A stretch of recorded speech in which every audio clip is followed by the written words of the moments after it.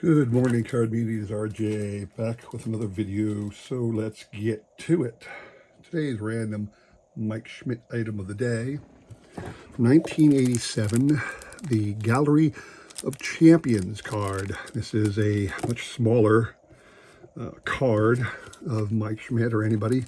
So here's a standard playing size, or playing, this is a standard baseball card. You can see this is about 50% or a quarter, I should say, of the size of a standard baseball card.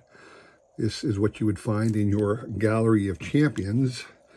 I'll tell you more about the Gallery of Champions in a minute, but that is why random Mike Schmidt item of the day. As all Gallery of Champions are, it is an exact replica of the card of that year, only done in a particular metal, in this case, aluminum. Still came in the cellophane wrap. It's still sealed.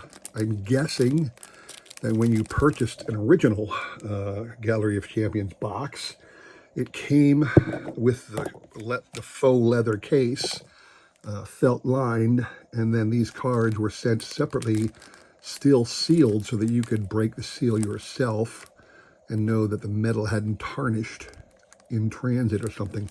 That's my guess. I do not know, but I still have this one in its original sealed cellophane wrapper. All right, today's random baseball item of the day. Thumbing through some old cards and came across this beauty from 2005, a prospects card, Phillies prospects Ryan Howard and Cole Hamels. I thought this was pretty awesome to have two of our World Series heroes on the same prospect card together. Interestingly, Ryan Howard is on the top in the photo on the front, Cole Hamels on the bottom, but on the reverse, Cole Hamels took the top spot and Ryan Howard was relegated to the bottom. Also interesting to see Ryan Howard in his minor league stint in 2004. It says he played with Reading AA franchise and the Scranton AAA franchise, and during those two stints he hit 46 home runs and 131 RBIs. Needless to say, Ryan Howard was not long for the minor leagues. In fact, he won Rookie of the Year in 2005 and MVP the following year in 2006, a feat he matched that Cal Ripken had performed earlier to be Rookie of the Year one season and MVP the following season. So really cool card, I think. Phillies prospect card of 2005, two of the greats of our 2008 World Series championship team. Today's trivia question. I hope this is a good one for you. Lou Gehrig at one time, for a long time, had the career record for most Grand Slams in a career at 23. That has since been eclipsed by Alex Rodriguez, who currently holds the record for career Grand Slams at 25. But after Lou Gehrig accomplished that feat, out of all the Grand Slams that were thrown to him, all 23, only one pitcher has the distinction of having served up two of those Grand Slams. Name for me that pitcher who was the only one to give up two of Lou Gehrig's career Grand Slams.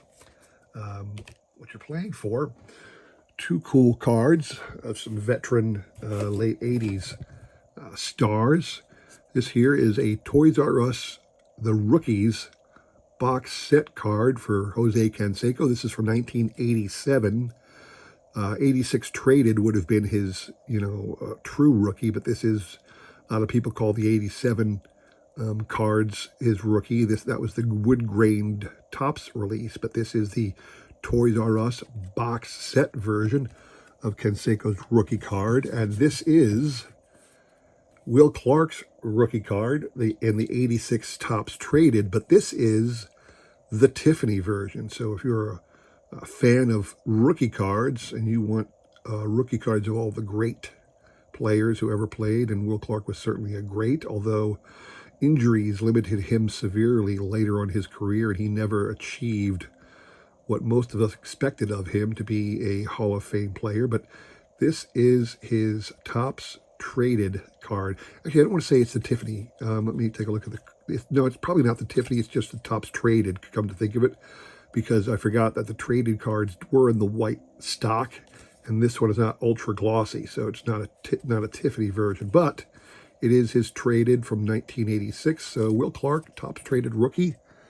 Those two cards are up for grabs. If you can answer that question, send me an email with the correct answer. I will include my email in the description below, along with a repeat of that question. You'll have today and tomorrow to answer. We'll pick a winner on Sunday, so good luck to everybody on that one.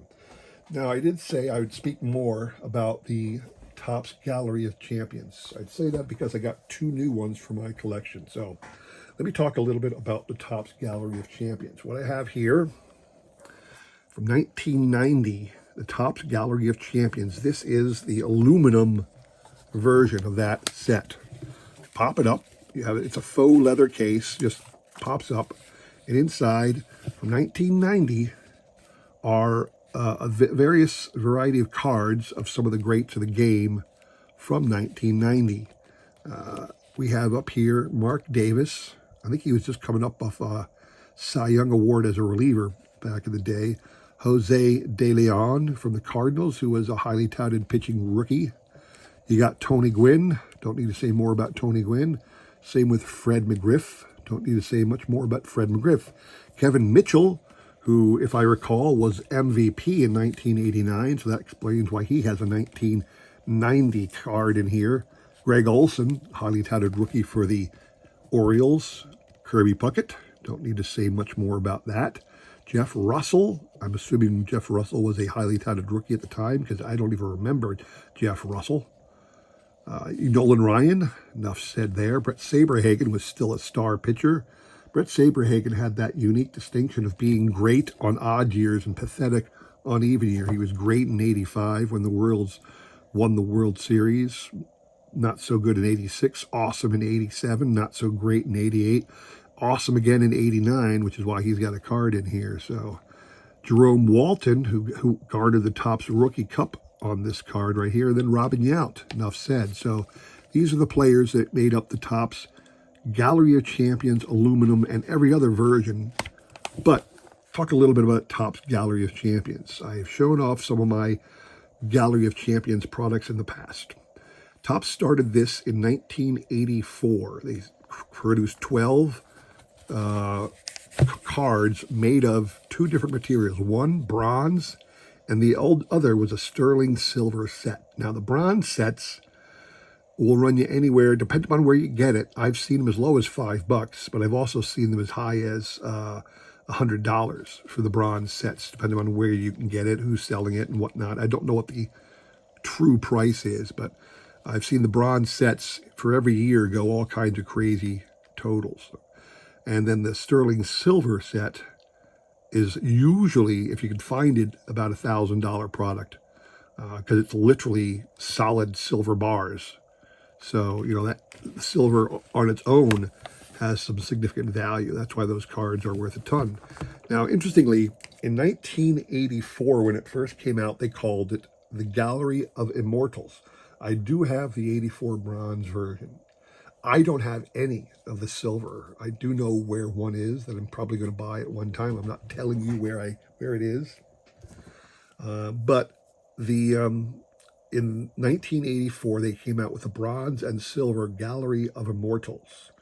Now, the very next year, they changed it to Gallery of Champions. I think Gallery of Immortals didn't fit because not everybody was, you know, like a Babe Ruth immortal status player. So they toned the language back to Gallery of Champions.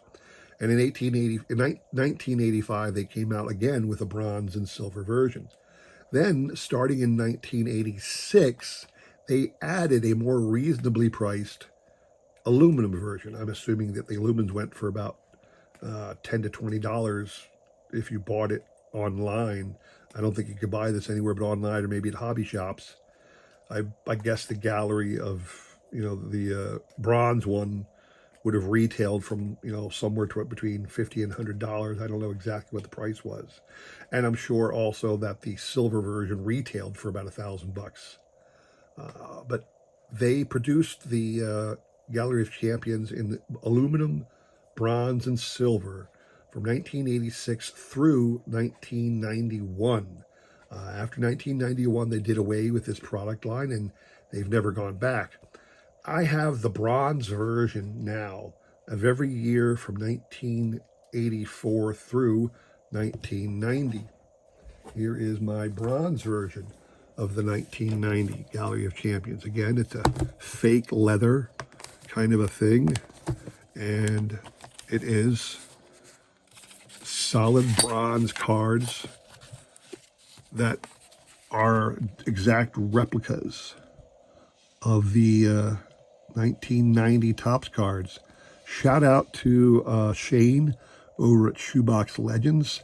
Don't know if you have any of these, sir, but I know where you can get at least the bronze one. I haven't seen the aluminum again other than the one I have, and I certainly haven't bothered to try and track down a silver version, but I'm not sure if you have one of these in your collections, but they are pretty cool. Something to think about. So yeah, I'm on my hunt to get the final bronze one I need, which, like I said, I need the 1991 bronze version. That'll be my final Topps Gallery of Champions.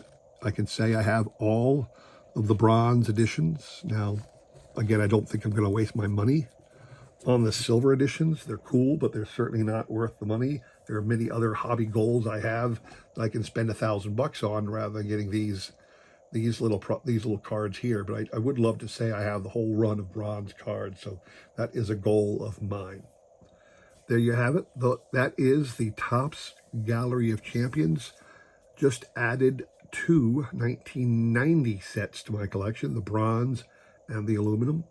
I'm enjoying adding these niche sets to my collection because RJ does collect sets. So I hope you enjoyed that little trip. If you did, please consider liking, subscribing, commenting, and all that jazz. I really do appreciate it as I try my best to support everybody else in this great card community. So thanks for watching. Don't forget the trivia question, and we'll have more content about sports cards, baseball only, sorry, on Wednesday and Friday, more trivia question, and the recap on Sunday. Thanks for watching. Take care.